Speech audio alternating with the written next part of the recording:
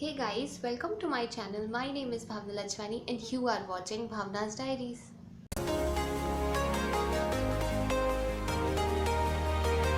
So in today's episode, we will be discussing small tips and tricks of Rangoli making for beginners.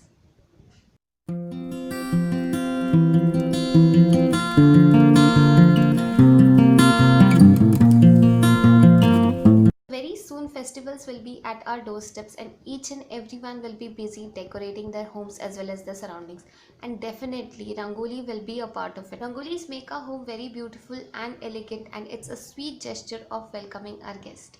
So if you are someone who want to know the inside out of Rangoli making, then keep on watching. First of all, let me tell you, I am not a pro at Rangoli making. I am also a learner like you guys, with just some extra experience. Now, at places where rangolis are drawn on a frequent basis, it's mostly on an elevated area so that nobody accidentally walks over it. And secondly, it's on a black marble base. As I was not having one, what I did was I found a unused rolling board at my home. So I removed its legs and painted it black with black oil paint. And once it dried completely, I started using it as base, just like this.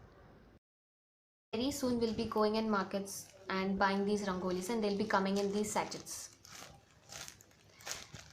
So make sure to buy a container to store these rangolis, just because there are a lot of chances of them getting mixed with each other.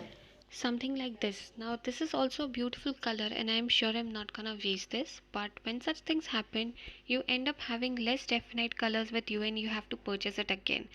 Now I was having a container like this, so I used it for storing rest of my rangoli colors.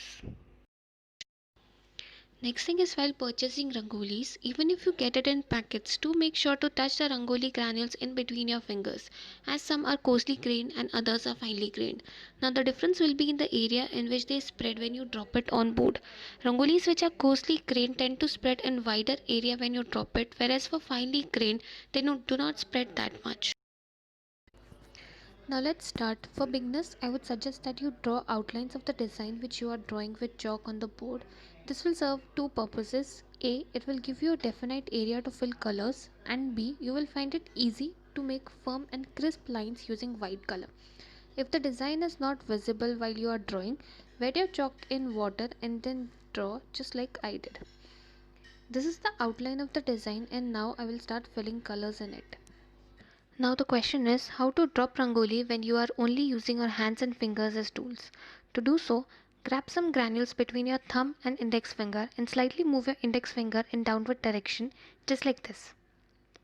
With just few days of practicing, you will find that you are actually doing it much better than done by tools, and also less amount of rangoli is invested in all this activity, and you end up saving some part as well, which you could not have done if you were using tools.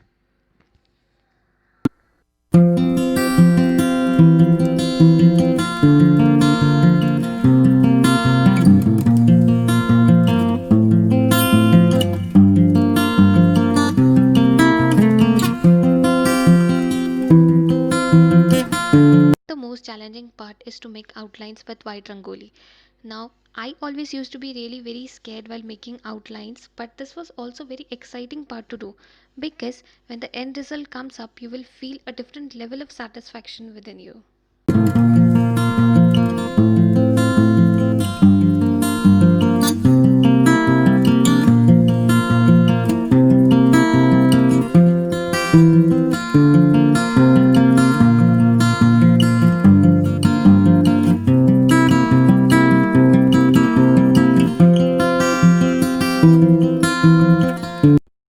And that's how my rangoli is looking like right now.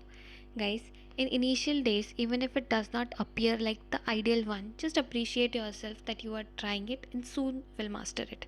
Anything and everything requires patience, dedication, and spirit to keep going. Happy learning!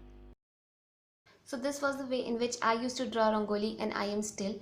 If this video was helpful for you, then do not forget to give this video a big thumbs up, and I shall see you guys in my next video. Bye guys.